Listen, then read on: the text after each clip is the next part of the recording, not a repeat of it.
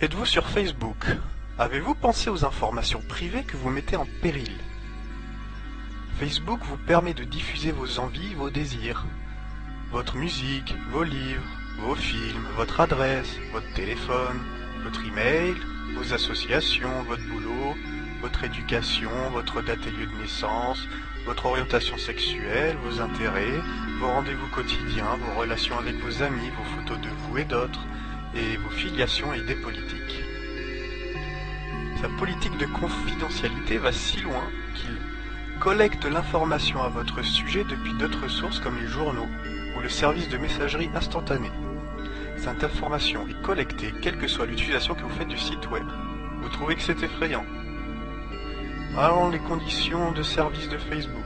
Vous accordez à Facebook le droit irrévocable, perpétuel, non exclusif, transférable et mondial, avec l'autorisation d'accorder une sous-licence, d'utiliser, de copier, de publier, de diffuser, de stocker, d'exécuter, de transmettre, de scanner, de modifier, d'éditer, de traduire, d'adapter, de redistribuer n'importe quel contenu déposé sur le site. Vous acceptez également que vos informations soient transférées et traitées aux États-Unis. Connaissez-vous le Facebook Pulse Feeder?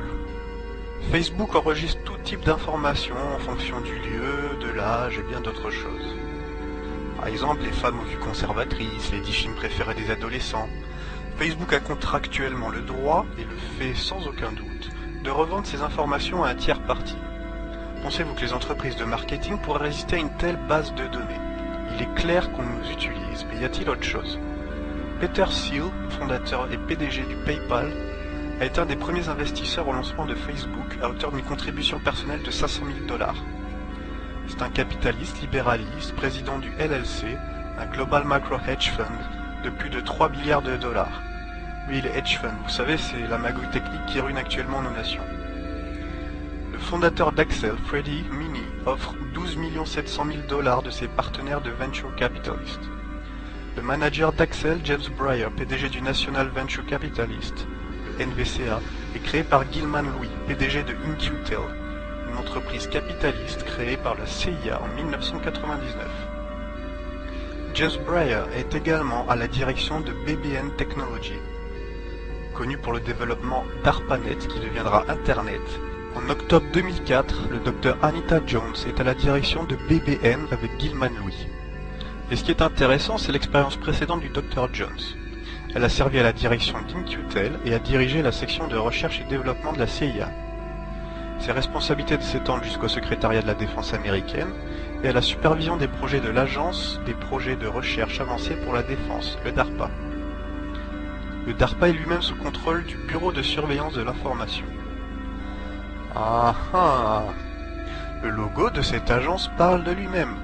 Il n'est pas nécessaire de développer qui contrôle cette agence pour toute personne un tant soit peu clairvoyante.